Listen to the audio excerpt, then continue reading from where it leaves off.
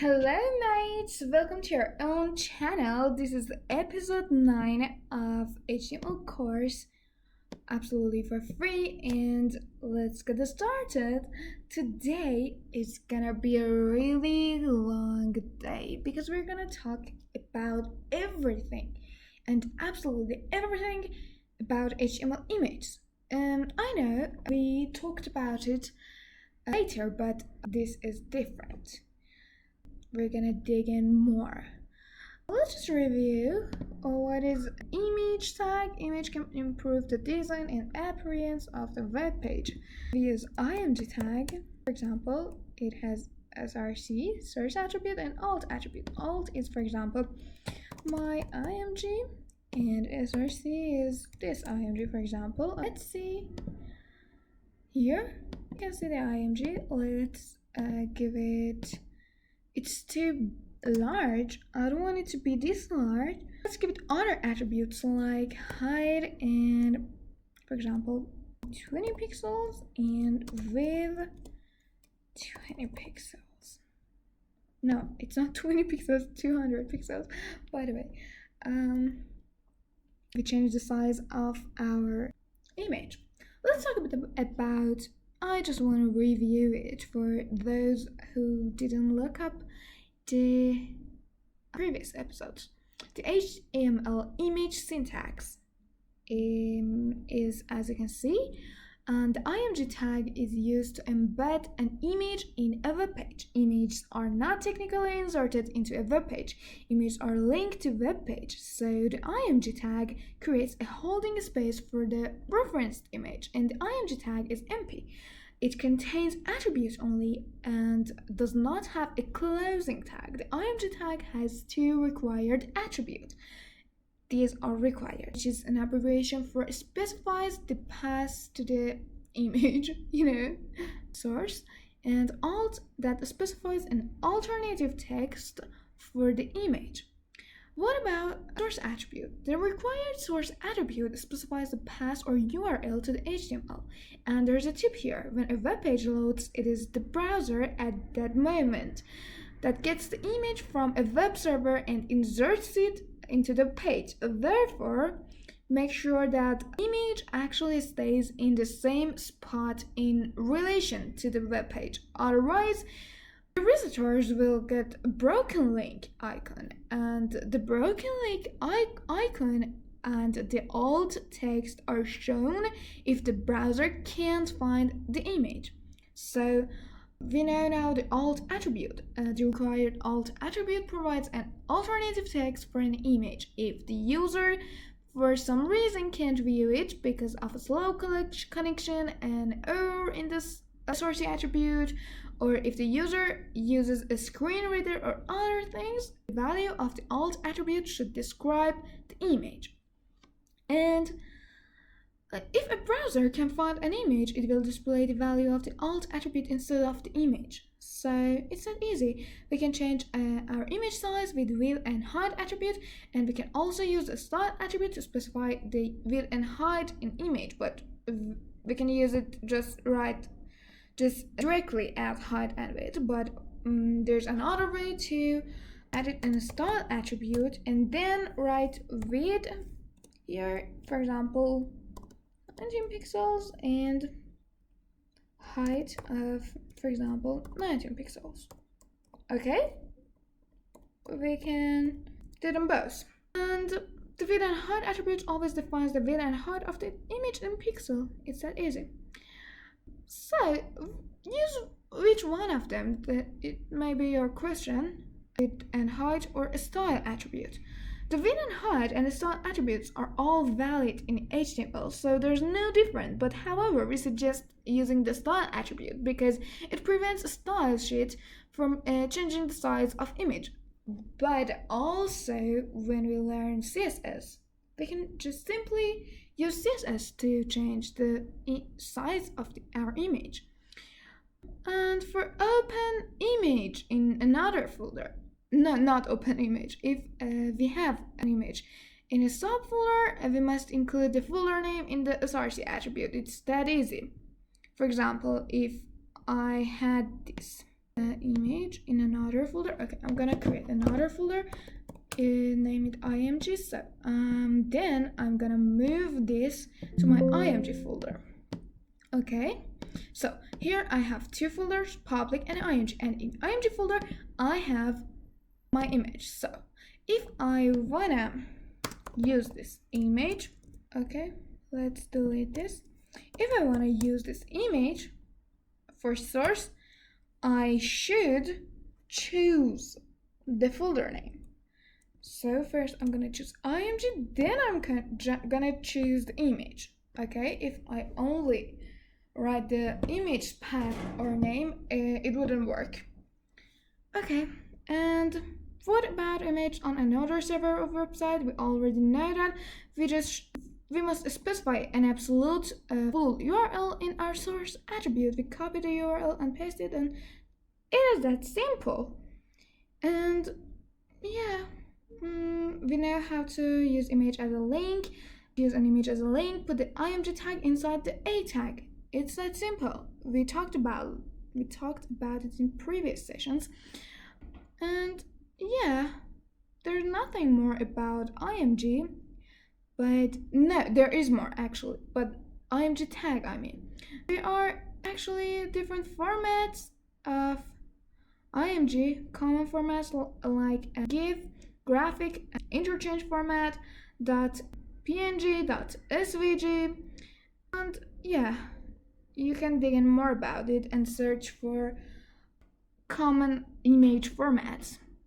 Okay, let's talk about the main part of this session. With HTML image maps, you can create clickable area on an image. It is really interesting, you'll see. What is image maps? The image map tag defines an image map. An image map is an image with clickable area, and the areas are defined with one or two or more area tags, and every other parts of an image, any area in that image will display us something really interesting. Let's have an example. Okay, we should have an IMG tag first. I'm gonna delete this. Okay, the source is in IMG folder, this folder. I'm gonna give it a style attribute and give it a width and height. Nope. Style attribute, let's give it a width of, for example, 14 pixel for 400 pixel. I'm so sorry, and height of 100 pixels. Let's see the result. Open it in live server. This is our image. Alright, how to use image map. IMG. How to use image map here after our image. Tag, map tag, name it, for example, IMG map, and inside that we should use area tag. Area has shape, chord, href, and alt. Chord, it's the coordinates of the location in the shape is the shape. For example, 34, 44. This is, I don't know what is this, but if the user click on this, it's gonna open another. Let me lead the user to another index, another document. Alt is index 2. Let's see the result. Let's talk a bit about that. Shape. In the area tag, a clickable area is defined using an area element, and shape is what we define the shape of the clickable area, and you can choose one of these below: rectangle, or instead of rectangle, circle, or poly. For poly, default. The default defines the entire region, and shape rect, that is short of rectangle, is the coordinate for shape rectangle come in pairs, and one for the x-axis and one for the y-axis. The coordinate, for example, 34 and 44 here is located 34 pixels from the left margin and 44 pixels from the top. And the coordinates 270 and 350 is located 207 pixels from the left margin and 350 pixels from the top. I get it now. Let's choose center of that. Choose 100 pixels each side. I know why it's not working, guys. I just forgot to define this attribute. Use map attribute. And in use map attribute, we're gonna mention this name. It's like an ID. Sharp my IMG. It will work right now. Let's see. Let's fix the problem. Don't worry at all. I did use the work map, IMG map. Oh, it's not my IMG. It's IMG map. Oh, what a fool I am. Oh, I'm not absolutely wrong. Never mind. It should work out. Oh, you can see that. You can see that if we click on this image, it leads us to another page. That's interesting. Oh, that was so. Let's talk about background image and finish this up. For background image can be specified for almost any HTML element, and background image on an HTML element is what we do to add a background image on an HTML element. Use the HTML style attribute and the CSS background image properties. It's that simple. And no, I'm sorry, this is IMG tag. Let's have a P tag. Lorem, for example, 8. Let's add a background. First, we should style attribute and background image CSS property, and we should specify URL, right? URL. It'll let us to choose the URL. Go to the image folder and choose this. We can also give it a width and height with, for example, pixels and height pixels. Okay, let's see the results. As you can see, this is our image and this is our text. We can also use this slide attribute to change the color. I'm gonna say color white, for example. It's not white, but it'll work. And our text is visible on our image, and this image is the background of our text. Our P tag, we can use it for our whole web page to give a style attribute to the body. If I give my body a style attribute, then background image, and then type URL, and then just add the URL of the image, it will affect on the whole web page, and the background of my whole web page will change. So it's that simple. And let me see, there is another thing actually, the HTML picture element. It's interesting because we have IMG element already. So what is picture element? The HTML picture element allows you to display different pictures for different devices or screen sizes. Interesting. The HTML picture element gives web developers more flexibility in specifying image resources. The picture element contains one or more source elements, and each referring to different images through the sources set attribute. And this way, the browser can choose the image that best fits the current view or device. And each source element has a media attribute that defines when the image is most suitable. Let's see an example. I have picture element and I can have a source inside it. In source, I can have media attribute. The setMeter attribute defines when the image is the most suitable. In media attribute, I'm gonna define minimum width, for example, 5 pixels, and src set, that is our image, is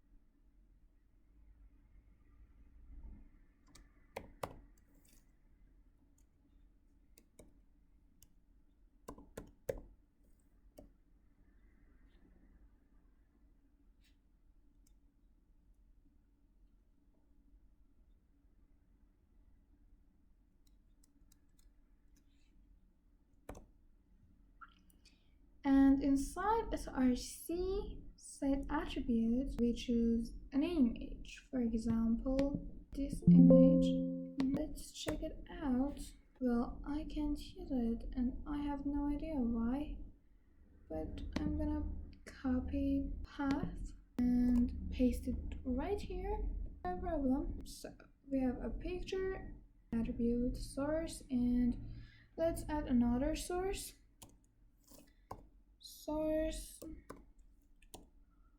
give it medium. Guys, thinking about all of this more, these are not really usable on web projects, but these are HTML, so you should know them. Maybe you can use them effectively. Main width is, for example, and src set. We can't use src. That src attribute is usable for IMG tag. Let's have an IMG tag here too as well, and use src, and all of these should define in picture tag. We can use 3 different pictures, which I didn't have right now, but I can use it right now. My device is now too big, so it won't change it, but if I reduce the size, let's see what would happen. You see, it just changed the size of the picture. If I increase it, it changed also. For example, if I did choose another pictures, you can use it. I don't have any available pictures. You see, I use 3 same picture here. For the first source tag, use some pictures and place here mean width, and for second one another width and another pictures. If you minimize or increase the screen, you can see the difference, and another pictures will be displayed. It's usable for just a background for example our web page, and it will be so responsive in any other devices. There are 2 main purposes for the picture element: bandwidth, and if you have a small screen or device, it is not necessary to load a large image file. The browser will use the first source element with matching attribute values and ignore any of the following elements. And the second one is format support. Some browsers or devices may not support all image formats. By using the picture element, you can add images of all formats, for example in PNG, in JPG, in GIF, in SVG, and we talked about common image formats before.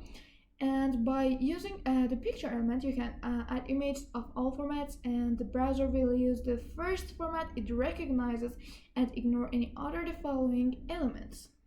And that's all about everything that you can use in your HTML.